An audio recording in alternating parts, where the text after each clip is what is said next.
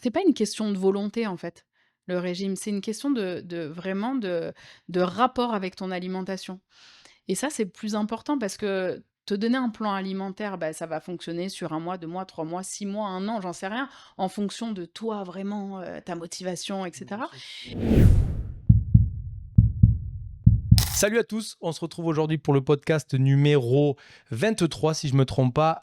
Aujourd'hui en présence de Clélia qui va se présenter juste après. Clélia vient d'arriver dans l'équipe il y a maintenant 2-3 semaines. 3 semaines, Ouais, ouais. 3 semaines. Clélia est diététicienne. Pardon si on a du mal à articuler, il est un petit peu tard. La fatigue se fait sentir. Donc Clélia est diététicienne et avant de rentrer dans le vif du sujet, est-ce que tu peux te présenter rapidement, je sais pas, prends le temps qu'il Ouais, te faut. Présente-toi, s'il OK. te plaît. Bien sûr, donc moi je m'appelle Clélia, je suis diététicienne, depuis plus de 10 ans maintenant. Ça fait peut-être un peu dinosaure quand on dit 10 ans d'ailleurs, Ça dépend. mais Quand est-ce que tu as commencé? ouais, bon, bah, depuis plus de 10 ans.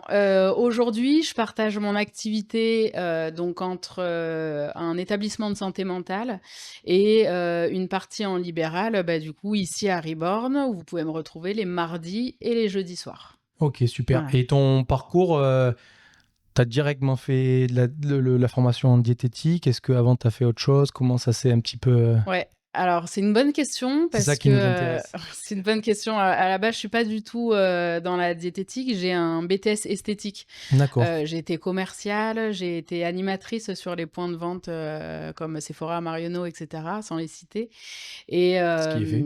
voilà et puis bon Il en faut un après, troisième normalement. Bon, ça va, on n'est pas marketé, donc il n'y a pas de souci. après si tu veux un parcours de vie, j'étais de Paris, je suis descendue dans le sud, c'est comme ça que je me retrouve là aujourd'hui. Vous pouvez quand même Hem venir, elle est sympa, hein. C'est parce qu'elle est Ouais, c'est parisienne que... vrai, mais parce que maintenant ça fait plus de 10 ans aussi que je suis dans le sud et donc je suis devenue aussi sympa que vous. Je travaillais pour une entreprise, qui a fermé et donc du coup, je me suis retrouvée un petit peu, si tu veux, sans rien. Je me suis dit: «Qu'est-ce que je fais?» et la diététique, c'est quelque chose qui a toujours fait partie de ma vie, qui a toujours, suscité mon intérêt, pour 1000 raisons. Tu sais, on dit toujours qu'on choisit pas son métier par hasard. Ouais, Bah, c'était un petit peu le cas et puis, j'avais 25 ans, je me suis dit: qu'est-ce que je vais faire aujourd'hui? Dans quoi je me relance?» Je voulais me lancer un nouveau challenge et je me suis dit: «Bah, vas-y, reprends tes études» et j'ai repris un BTS diététique. d'accord. Deux Voilà, ans, c'est 2 ans, ça. ouais, 2 ans de formation. Et tu l'as fait du coup sur Paris Non, non, ou... sur D'accord, Perpignan, sur sur Perpignan. Donc c'était Perpignan, sur ouais. Perpignan que tu as Ouais, fait ouais, un changement sur de vie Perpignan, professionnelle. ouais, exactement. Le culte du corps, tu t'es dit, il y a du monde, il y a des gens qui vont avoir besoin d'aide. Je me suis vraiment dit: «Qu'est-ce qui t'intéresse dans la vie?» parce qu'à 25 ans, on dit: «Tu pas vieux du tout, tu même Non. jeune, hein». Par contre, ça donne un indice sur, ça fait 10 ans que tu fais ça, donc maintenant on a un indice sur ton Ouais, âge que tu voulais ouais, pas donner. ouais. Je Ouais, n'insisterai pas, mais les non, calculs sont rapides. exactement.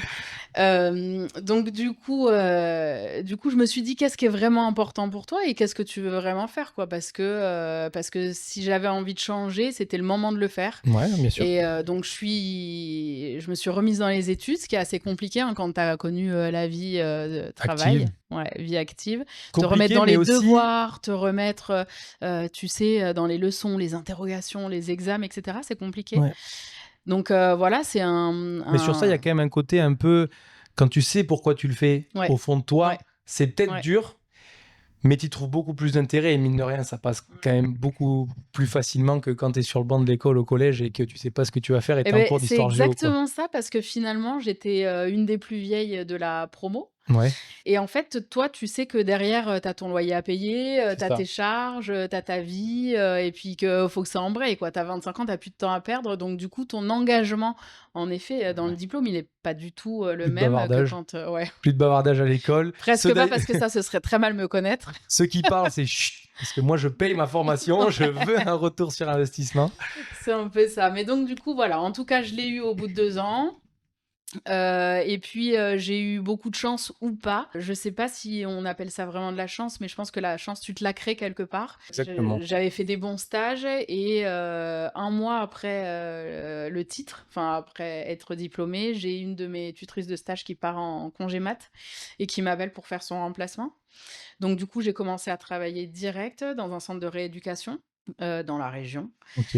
Dans le même temps, donc je travaillais là-bas et j'ai été, finalement, convoquée Ouais, par, TUIR pour un entretien parce que j'avais aussi postulé là-bas, d'accord. à l'issue du BTS et en fait, j'ai été prise. Donc du coup, j'ai quitté, le centre de OK, rééducation pour aller à TUIR parce que, j'avais cet intérêt justement pour la santé mentale et cette population qui m'attirait déjà, quoi. OK. La santé mentale, du coup, ça va être le sujet principal, du podcast parce que Clélia, pourquoi on travaille avec elle? Parce qu'elle a pas une approche enfin, elle a une approche qui peut être classique au départ de la nutrition, c'est-à-dire, du rééquilibrage alimentaire, être capable de faire un plan. Mais voilà, ce qui manquait surtout, et ce que je trouve au niveau de Rebound, c'était vraiment une approche au niveau, psychologique, une approche niveau comportemental, par rapport à la nutrition et c'est pour ça quand tu en as parlé, d'ailleurs j'ai fait le mauvais parallèle avec les TCA et la diététique comportementale. Du coup, on en discutera un peu plus après pour expliquer. Mais du coup, voilà, qu'est-ce qui a fait parce que je suppose que dans le cursus que tu as fait, il n'y a pas de Non, il y a pas du tout cette spécificité par approche. rapport à ça. Comment tu as fait les formations en plus? Comment tu l'as construit? C'est sur le tas? Comment ça s'est passé? Ouais, c'est, Déjà, si tu peux expliquer la diététique comportementale exactement, ce que c'est, comme ouais, ça. je vais y venir. Du coup, c'est vrai que c'est intéressant de partir du cursus de base, c'est-à-dire que quand tu passes ton BTS diététique, en fait, tu es absolument pas formé à ça. Il y a aucune formation sur la psychologie, sur l'aspect justement comportemental. Les TCA, c'est très bancal. Personne n'ose vraiment s'y frotter, donc du coup, ça fait presque pas partie du cursus, de diète.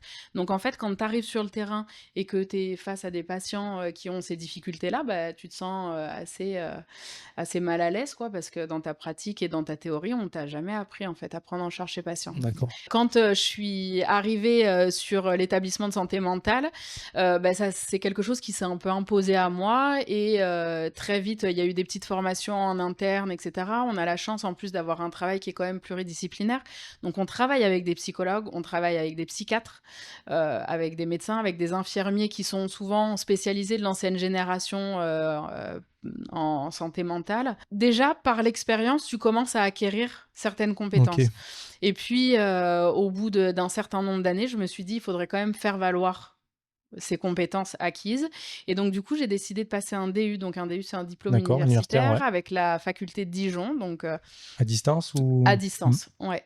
À distance, avec des visios quand même et des cours, Oui, bien sûr, mais voilà, mais vu que tu avais ta vie ici, tu pouvais pas ouais, partir, ouais, exactement, par les c'était plus examens peut-être que tu compliqué. as fait là-bas? Non Même et pas? Tu as encore tout fait? même pas, D'accord, ouais. Tout s'est fait à distance et ce DU, il s'appelle psychologie et pédagogie du comportement alimentaire. Donc d'accord. en fait, c'est vraiment, un DU qui t'incite à voir la diététique d'une autre manière. Même si dans ta pratique au quotidien, tu avais déjà en fait cette manière de voir les choses, différemment, bah là, du coup, tu poses des noms Ouais, sur, les manières de faire, sur les théories, sur, les outils que tu utilises et cetera. d'accord. Donc ça, c'était très intéressant, très enrichissant. Ça, tu l'as fait au bout combien de temps, du coup, tu as fait cette formation? Une fois que tu es Au arrivé bout à de 8 ans. ah oui, d'accord, d'accord, donc il y a quand même eu, un gros travail, une grosse part d'expérience et du coup, là, est-ce que tu as été confronté un petit peu à la théorie et la pratique? C'est-à-dire qu'on Ouais, dit: tu as «Non, toujours mais un peu ça. c'est comme ça qu'il faut faire de toute façon» et puis Ouais, toi, bien tu dis: «Mais sûr, attends, ça fait 8 ans que j'y suis, bien sûr. c'est pas comme ça». Enfin oui, ça serait bien que ce soit comme ça, mais c'est pas Dans comme la ça et théorie, c'est toujours, comme ça en effet, mais en pratique, tu as des patients qui sont pas forcément réceptifs non plus à ces méthodes et en fait, je pense que c'est ça aussi, la richesse, du libéral et c'est pour ça que, tu vois, j'ai tenu à vous rejoindre aussi et que j'ai trouvé ta proposition intéressante parce que, hem, tu adaptes, en fait, ta pratique à chaque personne et donc ça permet vraiment de personnaliser, en fait, les conseils diététiques, que mmh tu donnes, en sortant un petit peu du schéma, traditionnel de la santé mentale, quoi. Là, maintenant, il y a, du sportif, de haut niveau, il y a, de la personne, lambda, c'est ça. quelqu'un qui vient se mettre au sport pour la première fois, quelqu'un qui veut se reprendre en main, qui avait déjà connu quelque chose, qui veut chercher une autre méthode. Enfin, tu vois, il y a Ouais, plein ouais. de choses. Donc du coup, ma spécialité, c'est quand même la diététique comportementale. Pour répondre à ta question initiale, qu'est-ce que la diététique comportementale? C'est s'intéresser à l'alimentation Ouais, si tu veux, avec une approche globale. C'est-à-dire que certes, on voit un petit peu l'alimentation en tant que telle, mais on vient travailler, si tu veux, sur tous les facteurs qui influencent ton alimentation. Donc ça d'accord. peut être tes croyances, tes pensées, l'image de ton corps, tes émotions, tout ça. D'accord. Tu vois? Et ça, c'est des choses qui ont été induites, soit, par, ton éducation, par ton entourage, par la société et donc on vient essayer de travailler tous ces facteurs pour rétablir ton alimentation et en fait, moi, j'ai l'habitude dans les consultations de dire: «On va prendre le problème à l'envers et on va traiter, le fond du problème avant la forme».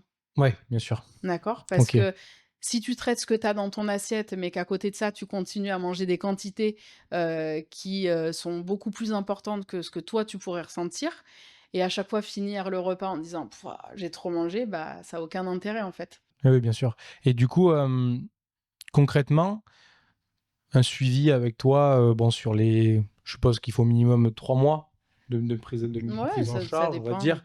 Qu'est-ce que, à quoi on peut s'attendre? Il y a pas du tout de surprise, la diététique comportementale, c'est, sans jugement, c'est, avec bienveillance et souvent sans balance. D'accord. OK. Et du D'ailleurs, tu coup, vois, je te l'ai pas demandé la balance là, c'est vrai, c'est vrai. tu vois? Et bah, du coup, comment tu comptes, pouvoir, parce que maintenant sur les réseaux, c'est: «Ouais, perdez 10 kilos en 3 mois». D'ailleurs, tu as essayé de le faire, mais je t'ai un peu freiné, je sais pas si vous vous rappelez. Comment tu et comment on pourra, mettre ça en avant? Comment tu peux éduquer un petit peu les gens à avoir ce regard sur ça? Parce que, ce qui va les intéresser, c'est de perdre des 10 kilos, même si c'est pas ça l'objectif, comme tu l'as dit, c'est pas le fond, mais c'est le fond, mais pas la forme. Comment tu comptes pouvoir un petit peu intéresser les gens à cette façon de travailler? Alors, je pense que je vais pas les intéresser à une façon de travailler, c'est Ouais. juste ils vont découvrir, autre chose et pour la plupart, tout le monde a déjà testé Oui, un un régime. régime, Tu vois? c'est Tout vrai. le monde a déjà essayé quelque chose, que ce soit toutes les méthodes qu'il y a eu là, avec, Ducan et compagnie. Oui, Enfin, c'est on a ça. tous essayé quelque chose et qui a eu une certaine réussite à court terme et puis qui derrière, est tombé à l'eau Ouais, et puis, tu vois? Donc finalement, si tu veux, c'est pas une question de volonté en fait, le régime, c'est une question de vraiment de rapport avec ton alimentation et ça, c'est le plus important parce que te donner un plan alimentaire, bah, ça va fonctionner sur 1 mois, 2 mois, 3 mois, 6 mois, 1 an, j'en sais rien, en fonction de toi vraiment, ta motivation et ouais, bien cetera. sûr. Au bout d'un moment, si ça correspond pas à ton comportement, primaire, Vis-à-vis de la ouais. vis-à-vis de l'alimentation, à toi, à ta relation avec l'alimentation, bah, tu vas l'abandonner et c'est ce qui se passe, dans 90 Ouais, des ouais, cas. des échecs qui peuvent être très C'est pour courts, ça. de 1 Ouais. mois, voire au bout d'1 an et demi, 2 ans, avoir une reprise. OK. Et du coup, comment parce que moi, du coup, j'avais pas mal fait le lien avec les TCA, ces Ouais. choses comme ça, parce que je pense que les gens peuvent faire. C'est quoi la ligne qui permet de enfin, s'il y a une ligne à franchir ou pas, entre les troubles du Ouais. comportement alimentaire Alors, et il ces y a pas choses-là? de ligne à franchir Non, qu'il pour, faut pour dans le les TCA. Par contre, comment on je peut comprends classer, en fait, se ouais. dire: «Bon, ben voilà, j'ai des troubles du comportement alimentaire» ou alors, j'ai des troubles comportementaux par rapport, à la nutrition. Mais c'est bien parce qu'on voit là, quelque part, la difficulté que tu as à interpréter, à mettre des Ouais, mots là-dessus, hein, et c'est vrai que, les troubles du comportement alimentaire, souvent, ils sont mal interprétés, ils sont mal associés. Faut savoir que dans les troubles du comportement alimentaire, d'ailleurs on dit troubles du comportement alimentaire ou troubles des conduites alimentaires, d'accord. ça dépend. Il y a 2 types, si tu veux, de TCA, on les appellera TCA, ce sera plus rapide. Il y a, d'un côté, les TCA spécifiés et les TCA spécifiés, c'est, bah, l'anorexie mentale, O la boulimie, Du coup, anorexie mentale, c'est la même chose ou? c'est la même chose. OK, d'accord. Ouais. C'est l'anorexie mentale, c'est, la boulimie ou c'est l'hyperphagie boulimique et D'accord. là, il y a une différence entre la boulimie et l'hyperphagie boulimique. La boulimie, c'est, vous allez manger beaucoup, et à un moment, vous allez mettre en place un système compensatoire, c'est-à-dire un système de purge ou, des vomissements derrière ou, beaucoup D'accord. de sport à outrance et cetera. Une compensation, quelle qu'elle soit, alors que dans l'hyperphagie boulimique, Mmh. finalement, il y a juste ces prises alimentaires et il y a pas de compensation derrière. Donc souvent, D'accord. c'est des personnes qui vont pouvoir être en surpoids, voire en obésité et cacher cette souffrance, en fait, parce que, OK. bah, on le voit pas et le Mmh. seul jugement qu'on va avoir et ben, c'est: «Ah bah, dis donc, il a pas beaucoup de volonté celui-là» Ouais, ouais. et ça, c'est des choses qui s'entendent beaucoup et c'est assez discriminant. Ça, c'est la première catégorie des TCA, donc Mmh. spécifiés et tu as les non spécifiés. D'accord. Et sur les non spécifiés, c'est un peu ce que tu disais tout à l'heure sur l'autre partie, on a peut-être d'autres comportements alimentaires un peu Mhm. déviants. C'est que là, on va retrouver par exemple les grignotages, D'accord. qui est une forme finalement d'hyperphagie, Ouais, ouais. mais à un degré différent, tu vois, en fonction Ouais, parce que comme des tu disais, au personnes. final, on a tous. Enfin, moi, j'ai déjà dit oh, bah, c'est cool, je peux faire un burger ce soir. Je me suis bien tué à la séance. Donc, il y a un peu ce Ouais, phénomène alors de. ça, du coup, tu rentres dans une autre catégorie Ah, de ces TCA non je suis spécifiés. C'est ça, catégorisé. c'est ce qu'on appelle l'hyperactivité. D'accord. Alors là, c'est peut-être pas... On parle d'un trouble à partir du moment où c'est quelque chose quand même, et ça, faut le savoir, qui envahit tes pensées. C'est-à-dire D'accord. qui est omniprésent pour toi sur ta Ok. journée. À partir du moment où il n'y a pas ce trouble-là, c'est peut-être Oui. que juste tu t'es dit: «Oh, je Tu vais dis, bon, manger oui, un oui, burger, ok. bon, bah, je vais essayer de faire attention» Ouais, et bien sûr. voilà, c'est pas forcément quelque chose qui va t'obséder et cetera. D'accord. Et donc ce deuxième TCA, on va dire non spécifié, c'est ce qu'on appelle l'hyperactivité et là, c'est, un besoin, si tu veux, obsessionnel de faire du sport pour contrôler son poids. D'accord. Et ça, on le retrouve très souvent chez les sportifs puisque, bah, tu as des catégories de poids, Mhm. faut y répondre et donc du coup, bah, ça donne, des phases, quand tu es en pleine saison, bah, où tu es en mode restriction, OK? Et en phase off, bah, tu dégoupilles, D'accord. OK? Et oui, oui. Et donc toi, tu te dis: «Bah, je vais essayer de faire plus de sport». De toute façon, c'est toujours de toute façon, je discutais, il y avait j'avais rencontré un bodybuilder, Michael de Souza, qui, lui, avec une approche très. Bon, le bodybuilding, c'est encore. Ouais, Ça ouais, crée ouais, c'est ces encore autre problèmes-là, c'est chose, ouais, encore autre c'est chose. vrai. Mais lui, il avait une approche très intéressante, c'est-à-dire que, en fait, il n'avait pas de chill meal, où il n'y avait pas de moment où, après post-compétition, il allait faire n'importe quoi. Il avait vraiment cette démarche où il pouvait se faire plaisir au niveau de la nutrition, mais derrière, c'était pas j'ai fini ma compète, Ouais. je vais me faire péter le bide. Mmh. Comme on peut voir partout, les mecs qui peuvent engloutir 5-6 000 calories, enfin, ça se demander comment ils peuvent faire. Et lui, il n'était pas du tout dans cette méthode-là. Et du coup, je trouve ça hyper intéressant qu'en plus, maintenant, lui, il est juge dans les compétitions et tout. Et maintenant, il coach et tout. Et donc, c'était vraiment intéressant d'avoir un mec comme ça qui explique cette façon de faire et dit non, mais moi, je comprends comment ça fonctionne et je comprends que c'est pas le but, c'est pas la privation, la punition, les choses comme ça qu'il faut mettre en place. Et c'est vrai qu'avec lui, c'était hyper intéressant d'avoir pu discuter. Et c'est ce que je retrouve un peu dans ce que tu dis, que en fait, le but, c'est d'avoir une habitude qui se perpétue et c'est pas parce que j'ai réussi quelque chose que je dois derrière après pouvoir faire exploser les compteurs, quoi. Mmh mh. Après attention, hein, non plus, la diététique comportementale, c'est pas, bon, bah, super, ma diète elle m'a dit que je pouvais manger, comme je voulais et quand je voulais, du coup, je fais n'importe quoi. Il y a certaines limites, on met un cadre aussi. Voilà, on va beaucoup se baser sur l'expérience, c'est-à-dire qu'entre 2 consultations, tu fais tes expériences, on débrief et on réajuste. En fait, c'est comme ça qu'on avance progressivement. Ok, donc il y a ce que j'ai compris, il y a un suivi un peu plus régulier. Ouais, Enfin, en tout ouais, cas, de ce que j'ai vu ouais. des autres diététiciens, c'était tous les mois. Et là, déjà, tu avais revu au bout de 2 semaines les adhérents qui étaient venus de Rebound, c'est Ouais. ça? Mais moi, je trouve ça important de revoir les patients très rapidement au début, hein, c'est pas si, j'ai un suivi d'1 an, on va pas faire un suivi, tous les 15 jours pendant 1 an, quoi. Oui, oui, oui. OK? Mais par contre, au début, je trouve ça hyper important de les voir rapidement parce que tu as toujours des petits trucs à réajuster. Et là, la preuve, tu vois, par exemple, dans les consultations de ce soir et ben, on a eu des petites, mises au point, en Ok. fait, à faire parce que, par exemple, les outils que j'utilise avaient été mal compris.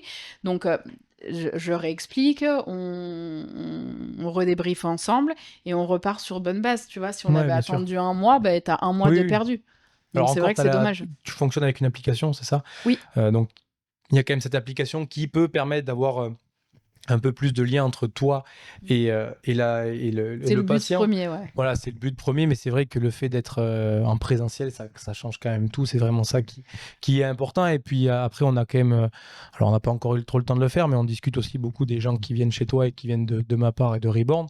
Pour que moi, derrière aussi, je peux avoir une attitude envers eux pour savoir poser les bonnes questions. Dire, bah alors, j'ai vu que tu avais dit ça, comment ça se passe? Tu le sens bien? Comme ça, après, moi aussi, je peux te faire remonter les infos. Ça, c'est qui est important, quoi. Après, là où, de toute manière, je pense qu'on était un peu sur la même longueur d'onde, c'est que, tu me dis si je me trompe, hein, mais toi, c'est un peu l'aspect sport santé. Ouais, bien C'est pas sûr. l'aspect sport performance. C'est Alors tu ça. peux l'avoir Tu... parce que c'est une pratique du sport, mais là en tout cas, Bah, de toute façon, 90%, 95% des gens qui viennent dans cette salle, il y en a un peu qui recherchent la performance, mais de toute façon, dans tous les coachs sportifs, à part que tu fasses préparateur physique, tu feras du sport ouais, santé, voilà, c'est quoi. du Donc, sport santé c'est ça. exactement. Et puis moi, ce que je voulais vraiment, c'était traiter, comme tu disais, le fond et pas la forme, dans le sens où, toi, typiquement, comment tu gères s'il y a une personne qui dit bonjour, je viens vous voir pour perdre du poids.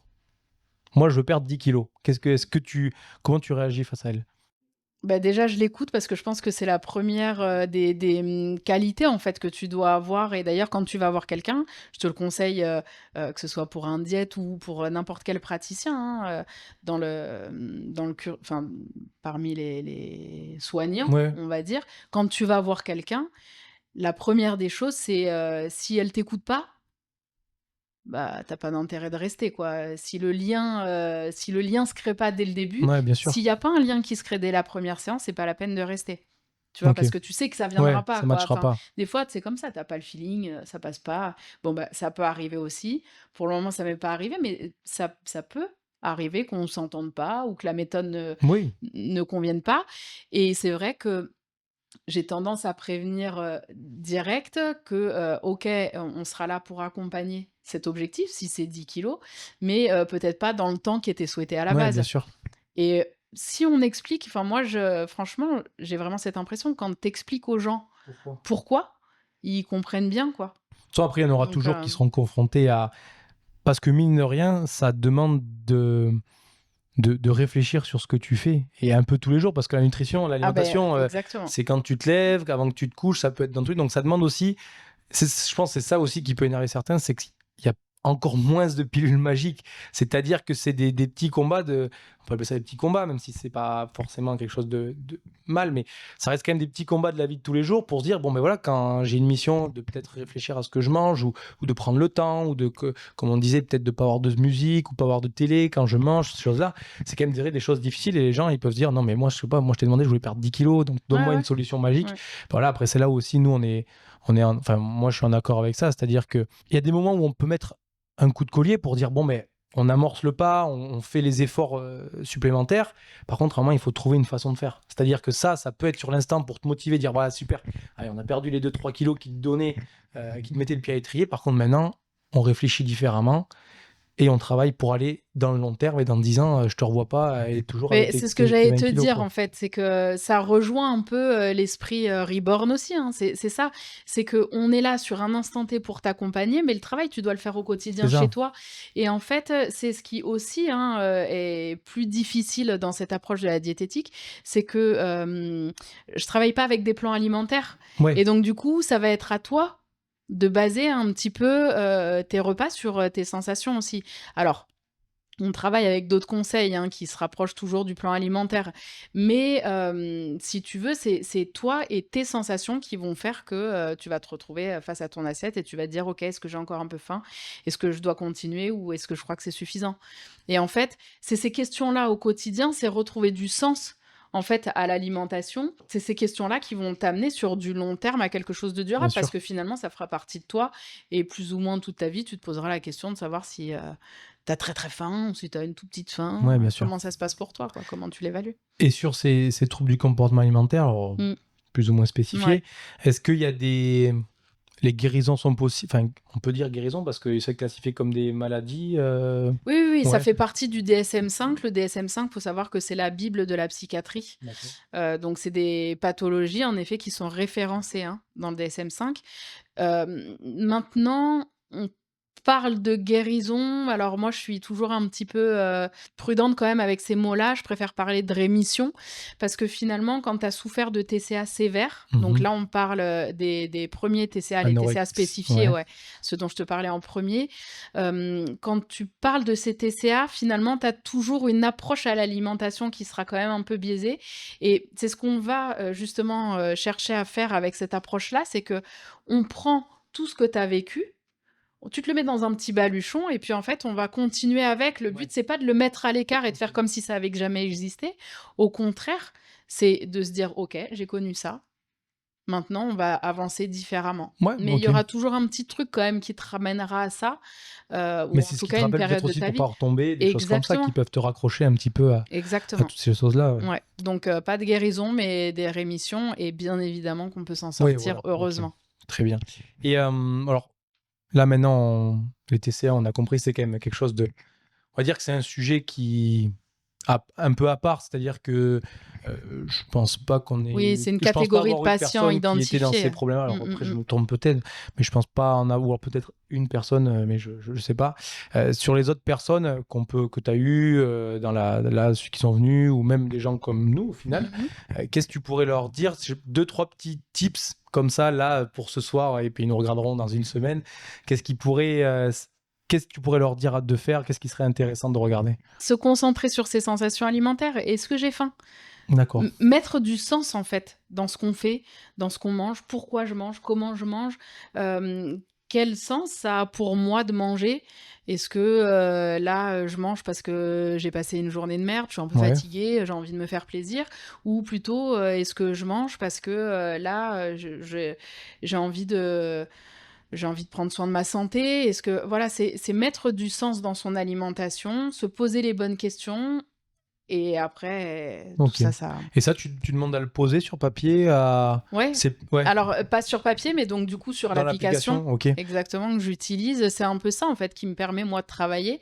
C'est-à-dire que, la consultation, si tu veux, c'est la partie, immergée de la consulte, mais en fait, ce qui se voit pas, c'est le travail que je fais avant. C'est-à-dire qu'avant de recevoir, je reprends tout le journal alimentaire et je regarde un petit peu, ce qui s'est passé, comment a agi, la personne et cetera. Donc c'est Ok. ça qui est intéressant.